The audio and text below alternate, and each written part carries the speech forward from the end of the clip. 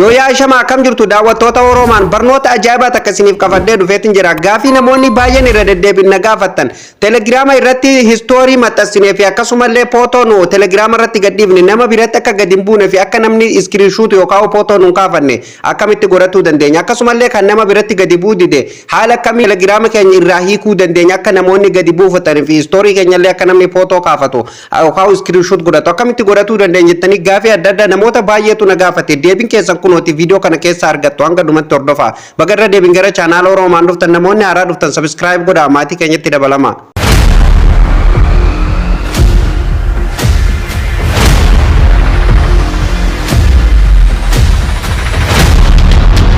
Egaan daawwattoota keenya kabajamoo walitti deebinee jira. Akkuma reef mata duree irraa isiniif tuquuf yaale telegiraama footoo nama biratti gadi buudidee fi barreeffama adda addaa kan isin telegiraama irratti maxxansitan namoota biratti iskiriishuut illee hin ta'u footoo hin ka'uuf jechuudha. Namoonni yeroo footoo kaafatuuf yaalan jechuudha qulfii jira piraayiveetii jedhaanii jechuudha footoo kaafatuu hin danda'anii jechuudha. Akkasumallee histoorii telegiraama keessan irratti isin gadhiifattan namoonni footoo kaafatuu hin danda'u gadi buufatuu hin danda'u jechuudha. Kanan isin argise jechuudha salphumatti kan sirreeffatuuf telegiraamuma keessa seeneetiin isin argisiisa. Telegiraamni isa kana yeroo tokko ofirratti kilik gootanii keessa seentu jechuudha. Sana booda telegiraamni keenya haala kanaan nuuf bana maamiltoota keenya kabajamoo asumaan namoonni telegiraama keenya hanga ammatti join hin godhin kuno telegiraamni keenya isa kana jechuudha. Join godha as jalatti barnoota adda addaa ni argattu jechuudha. Kuno haala isin argitan kanaan barnoota baay'eetu as keessa jira.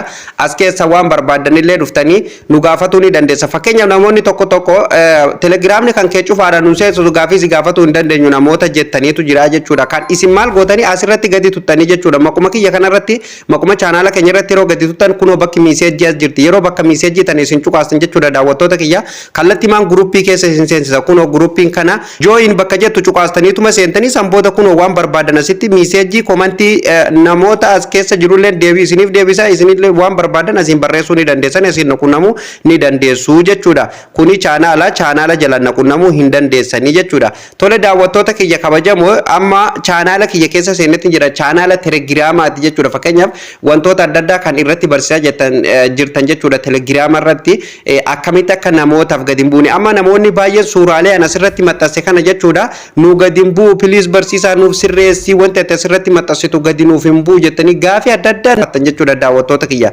amma isiniif hin sirreessa sirritti ilaala jechuudha. Kanaafuu maal gootan daawwattoota kiyya maquma keessan kanarratti yeroo tokko kilik gootanii jechuudha. Sana booda haala kanaan isinii dhufa yoo maqaa chaanaala telegiraamaa keessanillee irraa qayyaratu barbaadan kun haaluma kanaan asiin xiyya kana yookaan ulee akka qalamaa tana cuqaastanii irraa jijjiirratuu ni dandeessu jechuudha. Har'a kan isin argisiisu jechuudha salphumatti akka barreeffamni kun namaaf gadi bu'u fi footoon isin asirratti maxxansitan akka nama biratti gadi bu'u yookaan akka gadi hin buunellee akkamitti akka itti godhachuu dandeessanii isin argisiisa waan ta'eef jechuudha. Yeroo haala kanaan as keessa dhuftan jechuudha daawwattoota kiyya maal gootanii amma of duuba deebi'eetiin isin argisiisuu deema jechuudha. Chaanaala kiyya jala seenee cufeetiin jiraame amma gamas hin gadi bu'u moo gadi hin bu'u mallattoo daawuloodii waan ittiin gabbuufatanii qabamoo hin qabu kajoon isin argisiisaa jechuudha. Fakkeenyaaf amma as dhuftanii chaanaala kiyya jala gizee dhuftan fakkeenyaaf suuraalee anas irratti maxxanse ni argattu jechuudha. Haala kana mee amma ani suuruma kana gadi haa buusu background kana namoota baay'eetu background kana irratti komantii illee naaf barreessitan jechuudha. Amma inni isa kana gadi buufatuuf cufaa jiraami tuqaa sadeen kana irra tuttanii fakkeenyaaf gadi buufattanii jechuudha. Yeroo isin gadi buufatuuf deemtan haala kanaan amma asitti maal isinii fida save to gallery kan jedhu ni argattu jechuudha. Gallery keessatti akka gadi buufnu nu gaafata jechuudha. Isinii galee amma gamasiin beekadhu amma cufeetiin jira jechuudha. Haala kanaan isiniif dhufa jechuudha. Yeroo nama biratti haala kanaan mul'ata hiriyoota keessan biratti haala kanaan mul'ata. Yeroo isin sanduuqa san cuftan yookaan sanduuqa san itti bantanii akkasitti deemesitan jechuudha calanqeessitan jechuudha. Waan kana inuma hin baasu jechuudha. Mi'a nama deemeetiin irraa balleessee itti banee itti dhufa jechuudha. Asitti deebi'a mallee deebi'ee isin argisiisa. Hiriyoota keessan biratti maaltu bahaa fi shaw ka jedhuu fi akkasumallee dileet ka jedhu qofatu bayaa fi jechuudha. Wanni tokko wanni ba'uuf hin jiru namoota biraa iskiriishuut illee godhuu hin danda'an. Amma iskiriishuut godhuu ni danda'an daawulood godhachuu barbaadan kuno save to gallery bakka jedhu gara gaalariitti save godhi ka jedhu kana cuqaastaniituma gadi buufattu jechuudha. Tole daawwattoota kiyya kabajamoo ammallee uf duuba deebi'een isin argisiisaa jechuudha. Yeroo tokkoof jechuudha channel settings bakka jedhu irratti cuqaasnee uf duuba deebinee isin argisiisaa jechuudha. Amma sanduuqa kana nan bana amma isa kana banuuf amma akka gadi hin buuneen godhuu deema. Baneemi ammallee uf duuba deebi'een isin argisiisaa jechuudha. Salphumatti channel keessan jala seentanii jechuudha. Fakkeenyaaf channel makii jala seeneen isin argisiisanii footoma kanaan ammallee gadi buusuuf deema inni ilaaltanii jechuudha isumarratti cuqaasaa jechuudha yeroo irratti cuqaasan haala kanaan isin dhufaami amma baneetiin jira reefu cufaa jiraami amma baneet itti baneetiin jira akka namoonni gadi hin buufanneef cuqaasa deen irratti inni cuqaasnaa jechuudha kun amma bakka reefuun tanaasitti jiru sun waa sadi jiran sun jechuudha hin jiru jechuudha amma argitanii asirratti show in chat ka jedhuu fi delete ka jedhu qofatu dhufaa jechuudha screenshot illee godhuu hin danda'u anumtu screenshot godhuu hin danda'u jechuudha gadi buufatuu dhiisi maamiltoota keenya biratti illee haala kanaan mul'ata jechuudha gadi illee hin buu screenshot illee hin godhu jechuudha haala kanaan jechuudha salphumatti sirreeffatanii jechuudha daawwattoota kiyya ani amma maamiltoota kiyyaaf akka gadi buun barbaada waan ta'eef jechuudha deemeetiin banaa jechuudha channel setting ka jedhu irratti cuqaastaniituma jechuudha haala kana yeroo inni isin dhufe jechuudha channel typing ka jedhu irratti inni cuqaastanii sana booda haala kanaan isin dhufa asirratti sanduuqa kanaan ni cuftanii jechuudha haala kanaan gurraachessitu jechuudha gurraachessitanii qofa biraa yoo deemtan jechuudha irratti isiniif hin deebu gubbaa kanarratti raayitiitu jira haala kanaan eega cuftanii